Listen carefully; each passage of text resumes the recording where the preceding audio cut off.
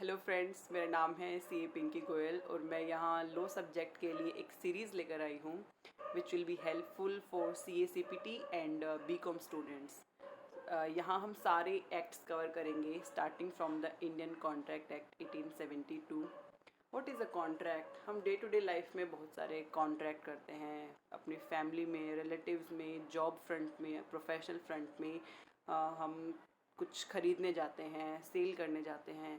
क्या ये सारे हमारे कॉन्ट्रैक्ट के डेफिनेशन में आते हैं? मिस्टर ए ने मिस्टर बी को कार सेल करने का प्रॉमिस किया, ओके, क्या ये कॉन्ट्रैक्ट है या नहीं है? सेकंड एग्जांपल, आपने किसी फ्रेंड को बर्थडे पार्टी पे अपने बर्थडे पे पार्टी देने का प्रॉमिस किया, क्या ये कॉन्ट्रैक्ट है? थर्ड एग्जांपल, अगर मिस्टर ए ने मिस्टर बी का घर खाली करवा लिया, ज़बरदस्ती करवा लिया, माथे पे गन टिकवा के करवा लिया, क्या ये कॉन्ट्रैक्ट की डेफिनेशन में आता है या नहीं आता? इन्हीं सब में क्लैरिटी लाने के लिए हम आगे पढ़ेंगे। आपको जो सर्कल में दिख रहा है, हम कोई भी कॉन्ट्रैक्ट अगर ये सारे पैरामीटर्स पास करेगा तभी वो एक वैलिड कॉन्ट्रैक्ट बनेगा, तभी वो एनफोर्सेबल बाय लॉ होता है। हम यहाँ एक एग्जाम्पल लेके चलेंगे ताकि हमारी स्टडी में हेल्प रहेगी। ए एंड बी का एग्जाम्पल लेते हैं। मिस्टर ए ने बोला मिस्टर बी को कि क्या आप मुझसे कार परचेस करेंगे for ₹10 lakh. So this is our standard example जो मैं आपको बारी बारी पूरी वीडियो के थ्रू कोट करती हुई दिखूंगी and it will be helpful. क्या starting from the lawful consideration, what is the lawful consideration? जो उसने बोला मुझे 10 लाख से के लिए आपको अपना घर सेल करना है, so yes, ₹10 lakh is a lawful consideration. Free consent, A and B की दोनों की फ्री कंसेंट होनी चाहिए, दोनों का किसी दबाव में, किसी प्रेशर में आके हाँ नहीं करवानी है। Third is possibility of performance, क्या कार बेचना पॉसिबल है? बिल्कुल हाँ जी है। क्या हो सकता है इम्पॉसिबल? मिस्टर ये कहता है आप मेरे लिए तारे तोड़ लाइए, मैं आपको कार बेच दूंगा। No, it is not possible. The fourth is lawful object, car बेचनी है, इट इज़ लॉफुल। अनलॉफुल क्या हो सकता है? ए ने बी को बोला आप इसको मारिए, मैं उसको मारूंगा, क्या ये लॉफुल है? नहीं, ये लॉफुल नहीं है। The next is intention to create legal relationship, दोनों पार्टीज के बीच में लीगल रिलेशनशिप क्रिएट करने का इंटेंशन होना चाहिए। आपने फ्रेंड को बोला मैं अपने बर्थडे में पार्टी दूंगा, किसी वजह से आप नहीं दे पाए, तो क्या आपका फ्रेंड कोर्ट में जाके सू कर सकता है? नहीं। यहाँ आपने एक सोशल रिलेशनशिप के चलते ऐसा बोल दिया, इट डजेंट मीन कि वो आपको कोर्ट में जाके सू कर देगा। ऑफर एंड एक्सेप्टेंस, एक प्रॉपर ऑफर होना चाहिए, एक प्रॉपर एक्सेप्टेंस होना चाहिए। What does it mean proper? it can be in written, it can be over phone, like that. अगर कोई भी हमारा अग्रीमेंट, प्रॉमिस, ये सारे पैरामीटर्स को पास कर जाएगा तो ये बनेगा एक contract which is enforceable by law. Okay, so the next slide आप देख रहे हैं, बहुत सारी ग्लॉसरी लिखी हुई है। Proposal, promise, agreement, contract, promisor and promisee. हम अपना वही एग्जाम्पल पकड़ेंगे ए एंड बी का। ए ने बोला बी को कि मुझे आपको अपना घर पर सेल करना है 10 लाख में। ए ने बी को प्रपोजल दिया, ऑफर दिया, क्या आपको खरीदना है मेरा घर? सो इट इज़ अ प्रपोजल। अब मिस्टर बी कहते हैं यस, मुझे आपका घर खरीदना है, it becomes a promise, agreement. उस प्रॉमिस में जब कंसिडरेशन कितने में खरीदोगे मेरा घर, जो 10 लाख रुपया जब उसमें ऐड होगा तब ये भी बन जाएगा अग्रीमेंट। और जब ऐसा एग्रीमेंट एनफोर्सेबल बाय लॉ होगा, अगर आप कोर्ट में जाके उसकी बात कर सकते हैं, उस पर सू कर सकते हैं, then it becomes a contract. Promise and promise यहाँ कौन हुआ? Mister A is a promisor, mister B is a promisee. Consideration क्या है? कंसिड्रेशन है कुछ भी, आप कोई भी काम अगर करते हैं उसके लिए, या कोई भी काम करने से मना करते हैं, then it become a consideration. For example, अगर आपने करने का तो हो गया, मैं आपको कार बेचूंगा। अब मिस्टर ए ने बोला आप मेरी शॉप के पास शॉप मत खोलिए। क्यों नहीं खोलूँ? क्यों? बोलेगा कि मैं आपको 10 लाख रुपीज़ दूंगा, प्लीज़ आप मेरी शॉप से 10 शॉप छोड़ के शॉप खोलिए। तो अगर वो ऐसा करने के लिए हाँ करता है, then it is also a consideration, it becomes a contract. अब हम पढ़ेंगे टाइप ऑफ कॉन्ट्रैक्ट, क्योंकि सारे कॉन्ट्रैक्ट वैलिड नहीं होते हैं, कुछ वॉइड भी होते हैं, इलीगल भी होते हैं एंड वॉइडेबल भी होते हैं। वैलिड कॉन्ट्रैक्ट्स तो अच्छे बच्चे होते हैं। ए ने बी को कहा मैं आपको कार सेल करूँगा 10 लाख के लिए, दोनों पार्टीज़ की फ्री कंसेंट है, पॉसिबिलिटी ऑफ परफॉर्मेंस है, लॉफुल ऑब्जेक्ट है, लॉफुल कंसिडरेशन है, then it become a valid contract. Second is void. Void means बेकार, ऐसा कॉन्ट्रैक्ट जो आप एनफोर्सेबल नहीं करवा सकते कोर्ट में जाके, they are void contract. May be वहाँ पे अनलॉफुल ऑब्जेक्ट हो, कंसिडरेशन इन्वॉल्व ना हो, पॉसिबिलिटी नहीं हो परफॉर्मेंस की, जैसे मैंने आपको पहले एग्जांपल दिया तारे तोड़ने वाला, ऐसा पॉसिबल नहीं है। सो this is a void agreement. Voidable contract क्या होगा? अगर किसी एक पार्टी ने दूसरी पार्टी को डरा धमका के उससे हाँ करवाई है, ठीक है, उसकी फ्री कंसेंट नहीं है वहाँ पे, देन इट बिकम अवॉइडेबल। ऐसे कॉन्ट्रैक्ट सिर्फ जो अग्रीव्ड पार्टी है, जो विक्टिम पार्टी है, उसके कहने पे ही वो एनफोर्स हो सकते हैं। Third is illegal contract. Illegal contract वो जितने भी स्मगलिंग के कॉन्ट्रैक्ट होते हैं, जितने भी मर्डर्स वगैरह के सब कॉन्ट्रैक्ट होते हैं, they all are illegal contract. जितने भी इलीगल कॉन्ट्रैक्ट होते हैं they all are void, as well as उनमें पेनल्टी भी इन्वॉल्व होती हैं। Classification of offer. ऑफर अब हम क्या, एक बंदा 1 to 1 भी हो सकता है, 1 to many भी हो सकता है, स्पेशल भी हो सकता है, स्टैंडिंग ऑफर भी हो सकता है। So there are different different categories of offer. General offer क्या होता है? जनरल ऑफर जो आप पब्लिक में करते हैं। न्यूज़पेपर में हम एडवर्टीजमेंट देखते हैं कि कोई भी पर्सन, अगर आपको ये मिला, मान लो लॉस्ट एंड फाउंड के केस आते हैं काफ़ी न्यूज़पेपर के अंदर, if any one will found this person he will be awarded with ₹50K and also. कोई भी पर्सन लाके उस कॉन्ट्रैक्ट की कंडीशंस पूरी कर सकता है और अपना रिवॉर्ड लेके जा सकता है, that is a general offer. Special offer क्या होता है? स्पेशल ऑफर होता है जो स्पेसिफिकली 2 पर्सन के बीच में किया जाता है, made to a specific person and can be accepted only by that specified person. Mister A ने मिस्टर बी को किया, ये कॉन्ट्रैक्ट सिर्फ 2 लोगों के बीच में है, A and B, this is a special offer. Cross offer क्या होता है? मिस्टर ए ने बी को कॉन्ट्रैक्ट किया, मैं आपको अपना घर बेचूंगा 10 लाख में, और बी ने भी, बी को मालूम, उसने बोला ए को मैं आपका घर खरीदूंगा 10 लाख रुपए में। उसको he is not aware that A has already made a contract with him. So ऐसा कॉन्ट्रैक्ट क्रॉस ऑफर होगा। ऐसे कॉन्ट्रैक्ट की कोई भी लीगैलिटी, कोई भी एग्जिस्टेंस नहीं है। काउंटर ऑफर क्या है? When the offeree offers to qualified acceptance. Mister A ने बोला कि मैं आपको 10 लाख में अपना घर, मिस्टर बी कहता है नहीं नहीं नहीं नहीं, ये तो मेरे को महंगा लग रहा है, मैं आपको सिर्फ 8 लाख ही दे सकता हूँ इस घर के। This is a qualified acceptance, this is a counter offer. किसी ने भी काउंटर ऑफर किया, सो इसका मतलब रिजेक्शन ऑफ ओरिजिनल ऑफर। अब या तो नए वाले कॉन्ट्रैक्ट के हिसाब से ही सारा अग्रीमेंट चलेगा। स्टैंडिंग ऑफर क्या होता है? जो कि एक पीरियड के लिए ओपन रहते हैं, जैसे कि टेंडर्स निकलते हैं न्यूज़पेपर में, 1 से 10 तारीख के बीच में कोई भी हमें अप्लाई कर सकता है, दे example of standing offer.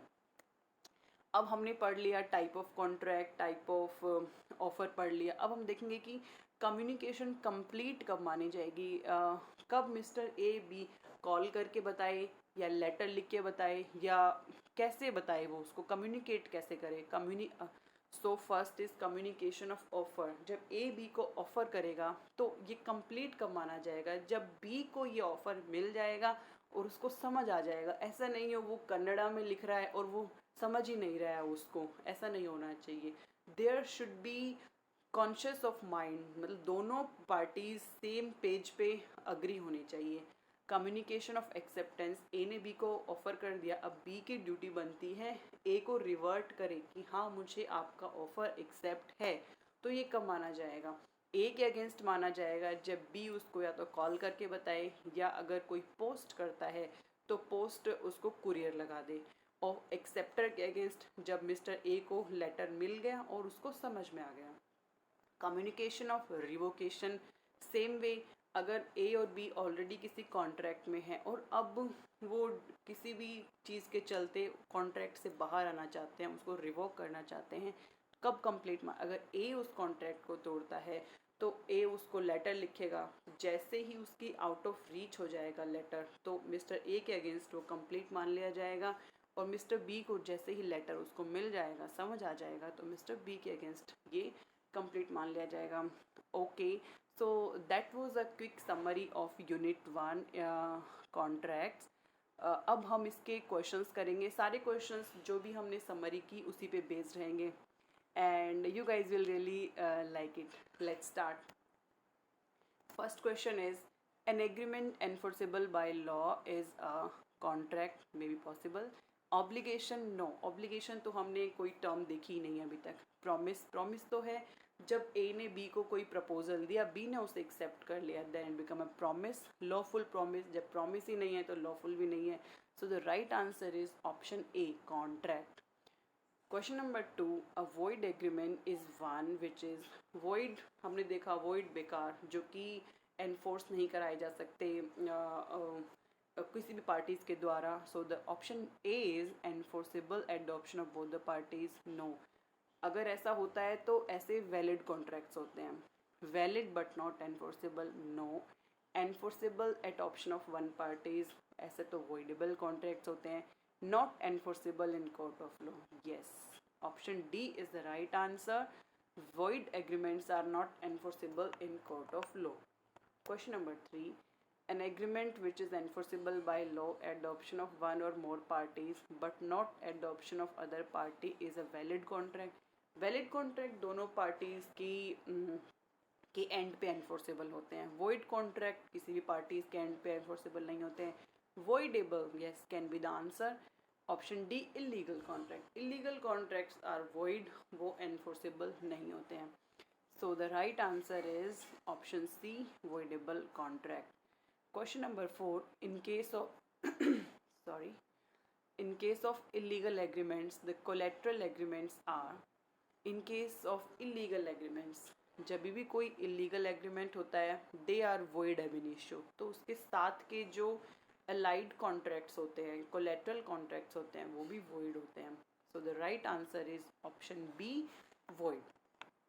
Question number 5, a proposal when accepted becomes. Mister A ने मिस्टर बी को प्रपोजल दिया कार खरीदने का या घर खरीदने का. बी ने उसे एक्सेप्ट कर लिया, then it becomes a promise, contract, offer और एक्सेप्टेंस. मैं आपको पूरी सीरीज फिर से रिवाइज कर देती हूँ. ए ने बी को ऑफर किया, प्रपोजल दिया, बी ने एक्सेप्ट कर लिया, प्रॉमिस बन गया. उस प्रॉमिस में जब हम कंसिडरेशन ऐड करेंगे तो ये एग्रीमेंट बन जाएगा. उस एग्रीमेंट में अगर वो एनफोर्सेबल है तो वो एक कॉन्ट्रैक्ट बन जाएगा. तो यहाँ क्या पूछा है, proposal when accepted becomes a promise. So the right answer is option A, promise. Question number 6, if A says to B, I offer to sell my house to you for 10 lakh and B accepts the offer by saying clearly, I accept your offer, it is an implied offer. implied offer expressly नहीं बोले जाते हैं. अगर आप railway station पे जाते हैं और कूली आपका सामान पिक करके चलने लग जाता है, it means there's a implied offer. आप बाध्य हैं उसको पे करने के लिए. एक्सप्रेस ऑफर है, एक्सप्रेसली आपने बोला या रिटर्न में जो होता है. जनरल ऑफर तो एट लार्ज पब्लिक में किए जाते हैं. नन ऑफ वो, नो. सो अगर ए ने बी को घर सेल किया 10 लाख और बी ने एक्सेप्ट कर लिया by clearly saying, then it is an express offer. So the right answer is option B, express offer.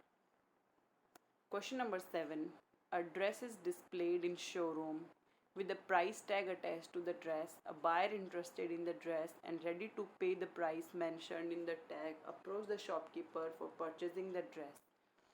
एक ड्रेस लगी हुई है डिस्प्ले के अंदर. एक बायर आता है, वो कहता है मुझे ये ड्रेस खरीदनी है. तो शॉपकीपर के पास क्या क्या ऑप्शन है. Shopkeeper can refuse to sell the dress as display of dresses. Yes, he can refuse. Option B, shopkeeper can't refuse to sell the dress as the buyer has. Shopkeeper can't refuse. No, he can refuse. Option C, in case of refusal, shopkeeper will be liable to breach of conduct. अगर वो मना कर देता है तो उसके ऊपर कोई लाइबल होगा. No, he can refuse. Option D, shopkeeper can't refuse to sell the dress but may charge higher price. No, shopkeeper can refuse. So the right answer is, कोई भी ड्रेस जो डिस्प्ले में लगी हुई है, शॉपकीपर उसको cell करने के लिए फोर्स्ड नहीं है. They can not. Okay, so the right answer is option A, shopkeeper can refuse to sell the dress as display of dress is just an invitation to offer. Next question, question number 8, A agrees to pay rupees 1000 to B if a ship returns within a year. However, ship sinks within the year. The contract become, अगर ship ही sink हो गई है तो उसके वापस आना performance impossible हो गया है, उसका जो ऑब्जेक्ट है वो इम्पॉसिबल हो गया है, so the contract become void. Let's go one by one. Option A valid, no. Contract become void may be possible. Question option 3 voidable, क्या वन पार्टी उसको एनफोर्स करा सकती? नहीं, क्योंकि उसका ऑब्जेक्ट ही इम्पॉसिबल हो गया है. डी इलीगल, इलीगैलिटी वाला तो इसमें कुछ है ही नहीं. So the right answer is B, contract become void. Question number 9. A notice in the newspaper inviting tender is a proposal, invitation to proposal, a promise, invitation for negotiation. Notice in the newspaper inviting tenders is, क्या ये proposal है? 10 बंदे उसको मेरे proposal को पढ़ेंगे, क्या वो सबके साथ एक प्रपोजल कर रहे हैं? No. Invitation to proposal may be yes. क्या ये एक प्रॉमिस है? प्रॉमिस तो जब होगा जब कोई स्पेसिफिक बंदा उसको समझेगा. इनविटेशन फॉर नेगोशिएशन, ऐसा नेगोशिएशन जैसा तो हमने एक्ट में ही नहीं है कुछ.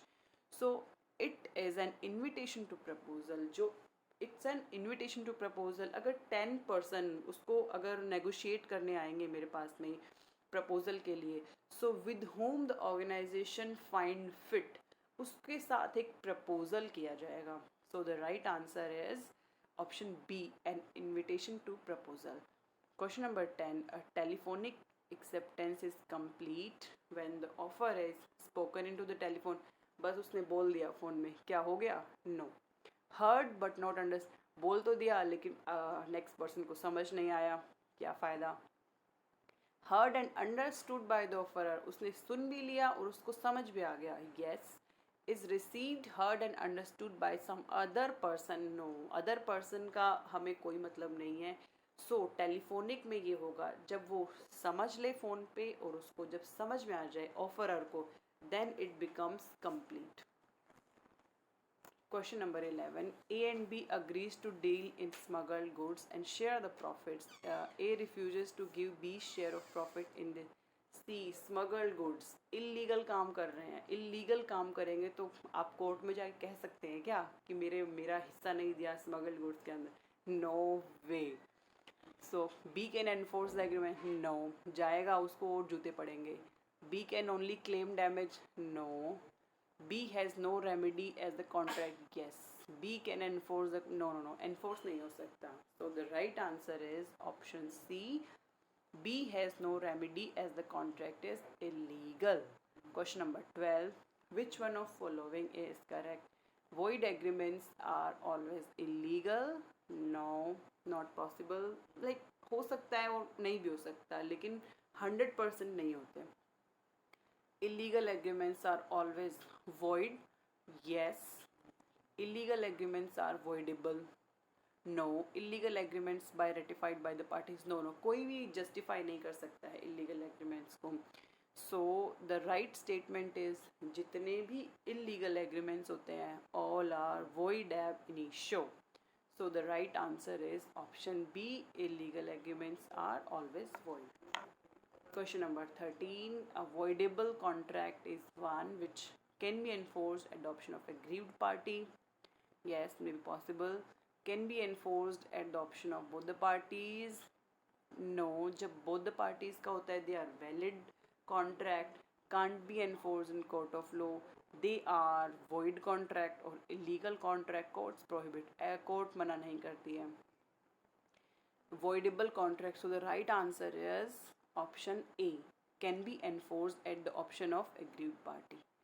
The last question of this slide is, when offer is made to a definite person, it is known as general offer, जो पब्लिक में एड्रेस किया जाता है. क्रॉस ऑफर, मिस्टर ए ने मिस्टर बी को किया, मिस्टर बी ने ए को किया विदाउट नॉलेज कि ए ने ऑलरेडी एक ऑफर कर रखा है. काउंटर ऑफर, मॉडिफिकेशंस कीजिए कॉन्ट्रैक्ट के अंदर. स्पेशल ऑफर, यस, ए ने बी को किया, स्पेसिफिकली कहा, यू मिस्टर ए ने बी को स्पेसिफिकली कहा भाई तुमको एक्सेप्ट करना है तो करो वरना नहीं.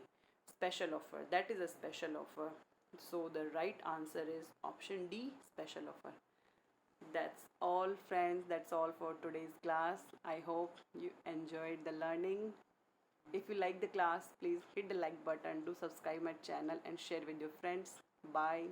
घर पे रहिए, खुश रहिए, पढ़ते रहिए.